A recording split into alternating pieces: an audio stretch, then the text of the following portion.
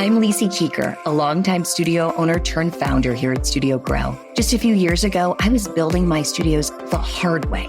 So I didn't have the team, the budget, or most importantly, the time. Now, if you speed up to today, I sold my wildly profitable studios in the mid-7 figures while serving my community in ways I could have only dreamed. Now I work with thousands of boutique fitness studio owners in over 40 countries, and I am so blessed to share some of the best tested strategies for our industry every single week. I created this podcast so you'd always have clear, actionable processes, tried and tested advice, and just some good old-fashioned inspiration. So you can take steps to grow your studio and turn it into a powerhouse empire just like I did. If you're a studio owner who's ready to impact your community and see major growth in the process, or you're prepping to become one, then you're in the right place. So let's kick this off, shall we?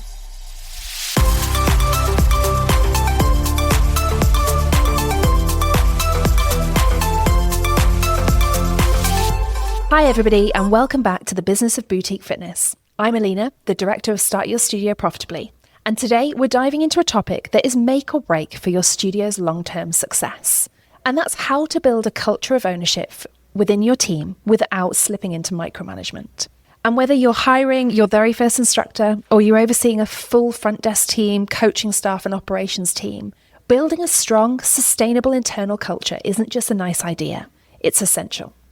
And the good news? It's absolutely achievable when you're intentional, consistent, and willing to lead from clarity instead of control.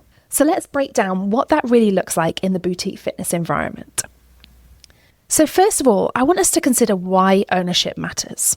So let's start with the why, because if you don't understand why it matters, you won't invest in doing it well long term.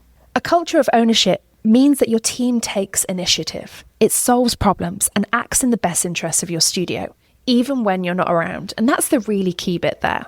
And that's the dream, right? It's something we all want, but it's also completely realistic with the right systems and mindset in place. And something we often see is that a lot of us become leaders accidentally.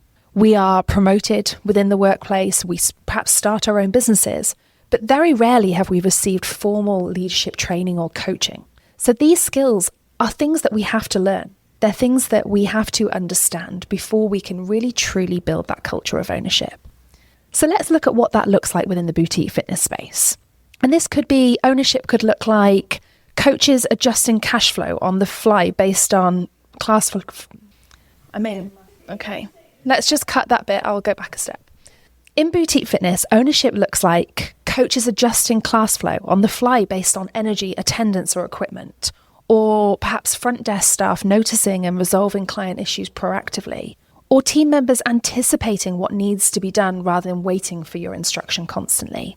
And when ownership is present, your brand becomes consistent and reliable, no matter who's on shift. And when it's missing, everything bottlenecks at the owner. And that leads to your burnout, your frustration, and operational chaos. And I think we've all found that where we feel we have to be there all the time because if we're not, things just won't go to plan. But it's really important to know and to also understand that micromanagement kills ownership. It sends the message that we don't trust our teams. And once that message lands, people disengage. They stop thinking, they wait for direction, and eventually they leave because the culture isn't what they're looking for. It doesn't make them feel like they are part of something. That doesn't make them feel like they are truly valued. And it's something that's easy to happen. You know, this is our baby. This is our business that we've perhaps started from scratch. And when you're first in that owner-operator mode, you are doing everything within your business. And as you grow, you have to relinquish that control. And that doesn't mean stepping back from the strategic oversight or the direction or setting expectations. What it means is giving people the opportunity, the time and the space to thrive. And it's about creating that right structure and giving people the chance to make decisions for themselves, to know that they're not going to be punished for their mistakes, that creating that environment of safety and trust. And ownership doesn't magically appear when things go wrong. It starts from day one. So show your staff what excellence looks like from the start.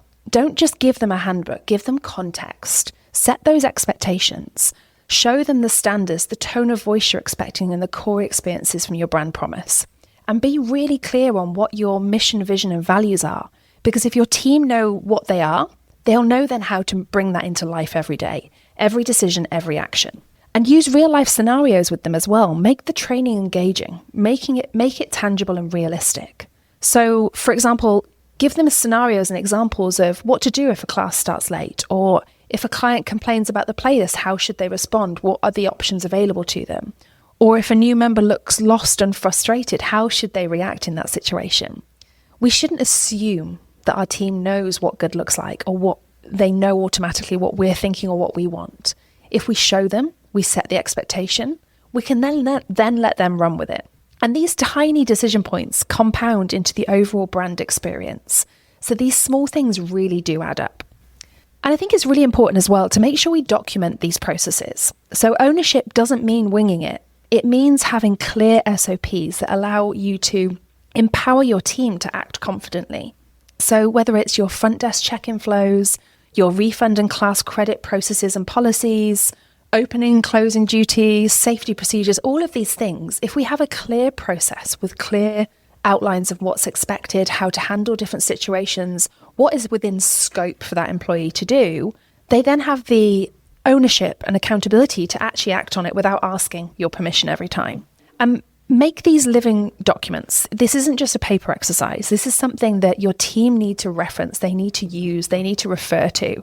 So it's really important that you review them, you update them, and you make sure everyone knows where to find them. The next thing I want to talk about is values. And we talk about this a lot at Studio Grow because it is the underpinning part of each and every one of our businesses. Your values aren't decor. They aren't just something to have on the wall. They're behavioral experiences that we want to live and breathe. And how we do that is in the detail. And that, again, is important to share with your team. You may state what your values are, but how do I know as a team member how I should bring that to life day to day? And that could be giving them examples of how we greet every client by name, or how we make sure we leave the studio better than we found it. What does good look like ultimately? And how can I take responsibility over client happiness? What is within my remit, within my role? And ultimately, values give your team a compass when you're not in the room. And that's the most important thing. It shouldn't just happen when you're there. One of my favorite frameworks for teaching ownership is the Oz Principle. If you haven't heard of it, it's a fantastic book and I highly recommend the read. It introduces a really powerful accountability model built around staying above the line or below the line. So below the line behaviors are things like blaming others, making excuses. Oh, that's not my role. That's that person's role. It could be putting your head into the sand and just pretending it doesn't happen, or waiting for someone else to do it. These are all behaviors that we've probably all done in the past, whether it be you walk into the changing rooms and there's a piece of rubbish on the floor. Do you walk past it? Do you pick it up? So it happens in those small day-to-day decisions every day. And we're all guilty of falling below the line. And it's about recognizing it and knowing how we step back above the line. And when we step back above the line, we're looking at 4 key things. We want to see it. So we want to truly see what the problem is. We want to see why this matters to the business. We then have to own it. So even if it's not our responsibility, we need to look at what role do we play within this. We then need to solve it. So what is the solution here? And most importantly, we need to do it. So once we've decided on the solution, we need to make sure we follow through and make it happen. And we see this in the most simple decisions day to day. It could be a case of you've got a small kitchen area in your studio and there's a pile of cups in the sink. You come out to wash your cup and you see 4 other cups in the sink. You obviously see the problem. We all know that there's a problem there. People have left their dirty cups in the sink, but it's what you do about it. And that's where we're looking at taking accountability. So it's seeing what the problem is, owning your role in it, looking at the solution, and then physically doing it. And in that case, it might not mean washing up all the dishes in the sink. It might mean putting the processes in place, communicating the expectations with the team to make sure that it's done in future. Or it might just be sucking it up, doing the washing up, and then subsequently speaking to the team afterwards. It's not falling below the line, blaming others, ignoring it, just walking away from the problem. And it's important to note that above the line isn't about perfection. It's about saying, I may not have created this situation, but I can absolutely be part of the solution. And this isn't just something we think about in the workplace. This is something in our personal lives. Every day we have to make choices as to whether we operate above or below the line. And on a good day, you'd hope we're always above the line. But we all do have moments where we find ourselves blaming others or perhaps even just putting our head in the sand. So really think about, how do we move from problem to solution? And how do we get our teams thinking in the same way? And over time, what you'll find is that your team become self-correcting. They recognize these things themselves. They start solving issues before they even reach you. And when you get to that point, it's truly magic, because you know that you've set the right culture within your business. Let's talk about why micromanagement happens and how we focus on more empowerment rather than control. So micromanagement almost always comes from fear. Fear that if you don't control it and you don't control everything, the quality will slip. It won't be how you want it to be done. But here's the real leadership shift here. Your job isn't to do everything perfectly. It's to build a team that delivers excellence consistently, with or without you there. And here's how to empower effectively. First things first, set outcomes, not tasks. So instead of saying, do this, or it could be, I want you to say this when pitching memberships or when presenting. Instead, why not position it as, our goal is to create confident and excited new members. How might you approach that conversation? So give them a level of autonomy. Let them have their ideas. And actually, sometimes they can bring some incredible things to the table. So invite thinking rather than compliance. The next thing's really important, and it's to allow experimentation. So let your coaches, for example, try a new warm-up or playlist or structure in a class. Let your front desk personalize scripts or try new ways of greeting members. Give them boundaries. Let them know what the expectation is and what the result you're looking for, but also let them have enough freedom to be creative. And lastly, give them real authority. So this could be, some examples of this could be letting a team member own the retail display, or perhaps assigning someone to lead community partnerships, or, inviting your coaches to design specialty classes. This gives them that freedom and accountability and ownership and makes them feel truly valued. And when people own projects, they protect them, they improve them, they want to do well, they take pride in them. And that's not to say you're not going to need to give feedback along the way to keep them aligned with the company's vision and values. But by creating a space where they can be creative, they can try things, they can experiment, it creates true trust and safety in your team. And that's really, really key. This will only work if your team feels safe within the team. They feel safe to make mistakes without fear of punishment. They feel safe to share their ideas. And ultimately, to create a highly functioning team, the two foundations are trust and safety. Let's talk about feedback. As I just touched on, it's going to be you are going to have to give feedback. And it's really important that we create that culture of feedback in our studios from day one. And this is where culture either strengthens or collapses. And what we need to think about is our approach to feedback. Often we only give feedback when there's a problem. But actually, it's really flipping that script ultimately and thinking, okay, we want to be giving at least 5 positive pieces of feedback to every constructive piece of feedback, and switching it so that we're actually giving feedback in the moment at the right time in the right way. And there's a number of really simple frameworks that we can use to do that. But also looking at how we coach, how we set those expectations, and how we help people continue to grow. And something that's always stuck with me from many, many years ago was a phrase a previous leader in a business shared with me when I was probably in my early 20s. And that was praise publicly and coach privately. This creates that psychological safety that we were just talking about and boosts motivation. And also make sure you ask before you tell. So when something starts to go wrong, instead of, ask, what do you think happened? How would you approach it differently next time? So instead of just telling them, this went wrong, this is what you need to do, just change the way you position that and the way you ask that question. Because again, this builds leaders rather than followers within your business. And remember, keep your feedback frequent. It should be the culture, the norm within your business. When feedback isn't solicited or it's perhaps unexpected, this is when it hurts. And we've all been there when we've been given feedback that we weren't expecting. And we go through those kind of similar stages to grief. So it's really important that when we make that norm, the norm, it doesn't feel as uncomfortable. It's something we all learn, or we all want to embrace. And make sure you're asking for feedback as well. If you want to be able to give it to your team, you need to be able to ask your team to give it to you as well. And how we handle feedback and how we receive it is critical. Next, I want to talk about the metrics, the check-ins, and the accountability. Ownership thrives with structure and clarity. And that's really key. As we touched on right at the start of this episode, it's not about just leaving them to it and just wiping your hands of it. It's about giving them the structure and clarity to be able to explore, to be able to experiment, and to be able to take ownership. So first things first, set clear KPIs, set clear expectations, whether that be for your front desk, your coaches. They need to understand what good looks like and what you're looking for. So whether it be your conversion rates, attendance, retention, it could be class attendance, rebooking rates, even things like net promoter scores or client feedback scores. Once they know what good looks like and what the expectation is, it gives them the freedom to then be able to go in a way and achieve those. And don't forget, and we touched at this right at the start, is make sure you're sharing your results with them as well.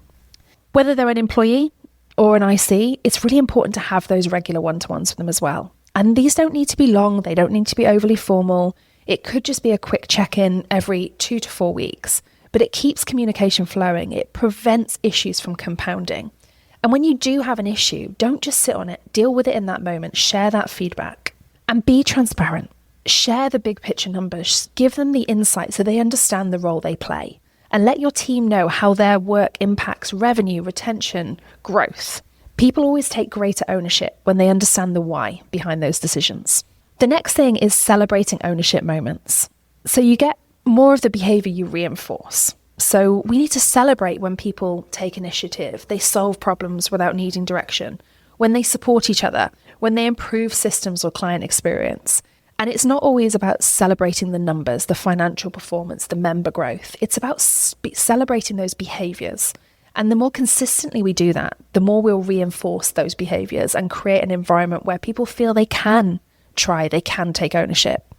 And don't forget the small moments. It could be, the fact that someone's refilled all the towels without you asking. They fixed a piece of equipment. They've tidied up the space beautifully. These micro actions reflect the macro culture. And share those wins in meetings. So as we talked about, praise publicly. So whether it be in your WhatsApp groups, Slacks, email, anywhere your team communicates ultimately. And the last one I wanted to talk about today is real life examples of ownership in action. And these are just 2 quick stories that perfectly capture what ownership looks like. The first one is a coach that I used to work with. She noticed her Friday class was just lacking energy. And we've all felt that way. So, we've been in a class where something's not quite clicking. And in this particular example, she redesigned the vibe entirely. She did a themed playlist. She did a partner finish and a reward at the end for the most engaged participants. And she didn't ask permission to do this. She noticed there was a problem. And instead, she went away and thought, okay, how can I turn this around? She wanted to keep that class. She takes pride in her clients feeling like they've had a great class and they keep coming back. So she looked at ways that she could elevate the experience. And she did that because she cared. Another example that I had with a team member fairly recently, actually, was one of our front desk team kept getting the same client questions after class. And it was just the same ones over and over and again. So instead of complaining, she created a simple FAQ card and placed it at the desk so that the clients had that information. She also spoke to the team about adding that into the website so that people had that information to hand, because it clearly wasn't obvious enough if she was having to be asked that same question all the time. And when she was asked, she dealt with it with grace and she supported those clients through it. But also she looked at how she could stop this from happening again.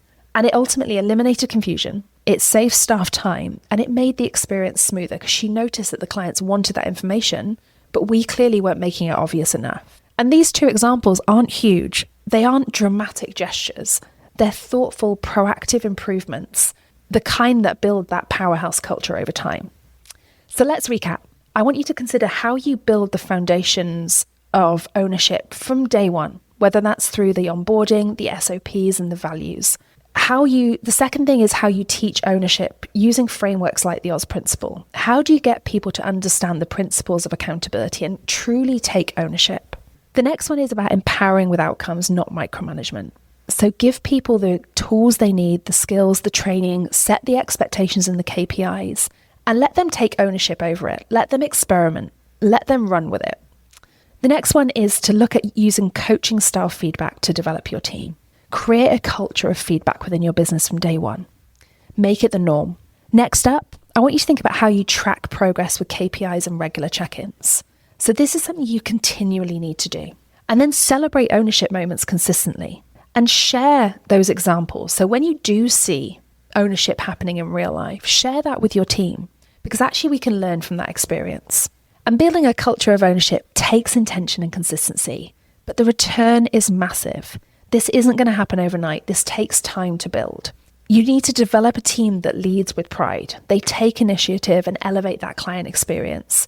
And that sets you free then to grow, to innovate, to truly step into that CEO role. And if you have ambitions of growing your studio, scaling, adding additional sites, and really taking your business to that next step, you truly need to step into that leader mindset.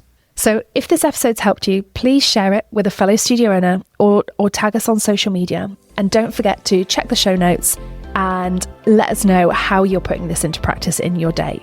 So thank you ever so much for listening to the Business of Boutique Fitness. We hope to see you again soon.